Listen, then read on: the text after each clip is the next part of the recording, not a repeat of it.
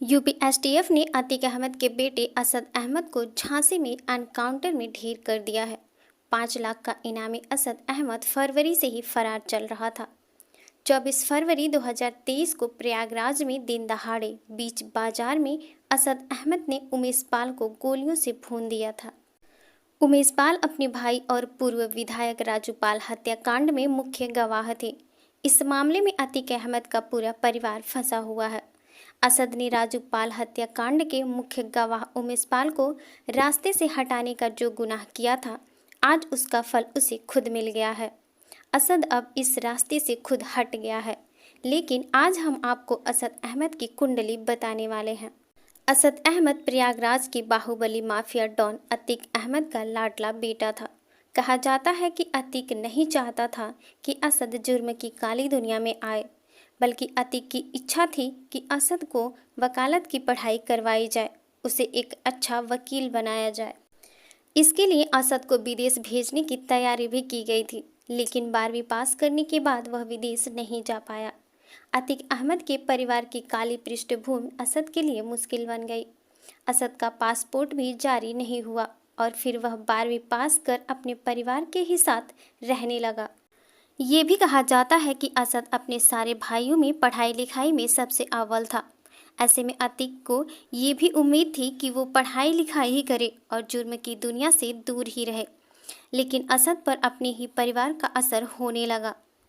आखिरकार असद ने भी अपने परिवार के ही कारोबार में अपना करियर बना लिया। अतीक अहमद के 5 बेटे थे, उमर, अली, असद, आजम और अवान। अब इनमें से असद इस दुनिया में नहीं है और अली पहले से जेल में बंद है। ये दोनों अपने पिता की जुर्म की दुनिया में पहले से ही दाखिल थे। गैंग चलाना, जमीन कब्जा करना और जो भी बाकी के जुर्म थे वो उमर और अली संभालते थे।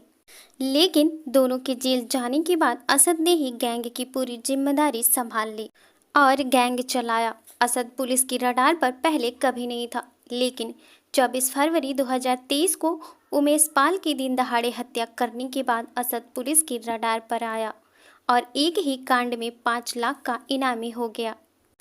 असद ने लखनऊ के एक बड़े नामी स्कूल से इसी साल 12वीं कक्षा पास की थी। अतीक के बेटे असद ने स्कूल से ही गुंडागर्दी भी करनी शुरू कर दी थी।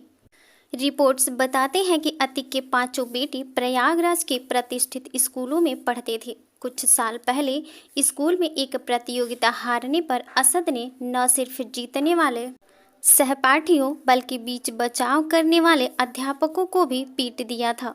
अतीक के बाकी बेटे भी कम नहीं थे। कॉलेज में क्रिसमस पर मेले पर जब भी निकलते थे तो उनके पीछे 100-150 लोगों का हुजूम होता था। किसी भी स्टॉल पर मुफ्त में खाना खा लेना, किसी भी झूले पर 1-1.5 घंटे के लिए कब्जा कर लेना, ये आम बात थी। असद का एक वीडियो भी वायरल हुआ था। साल 2017 का वो वीडियो था जिसमें वो शादी समारोह में खुलेआम फायरिंग करते हुए नजर आया था।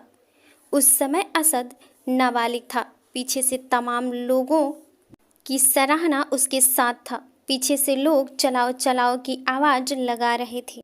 उमेश पाल हत्याकांड का मुख्य शूटर असद अहमद महंगी गाड़ियों और फोन का भी काफी शौकीन था। वो विदेशी घड़ियां पहनता था और महंगे फोन इस्तेमाल करता था। रिपोर्ट्स ये भी दावा करती है कि छापे के दौरान असद के पास से एप्पल आईफोन मिला था। असद ने फोन ट्रैक होने के डर से अपना फोन लखनऊ वाले फ्लैट में ही छोड़ दिया था। असद के पास स्विट्जरलैंड की ब्रांडेड स्ट्रिक घड़ी भी थी। इस घड़ी की कीमत 1 लाख रुपए से ज़्यादा की बताई जा रही है। रिपोर्ट्स ये भी बताते हैं कि असद अपने चाचा अशरफ का भी चहेता भतीजा था। अशरफ ने ही उसे गोली चलाना, कार रेसिंग और घुड़सवारी में महारत दिलवाई थी।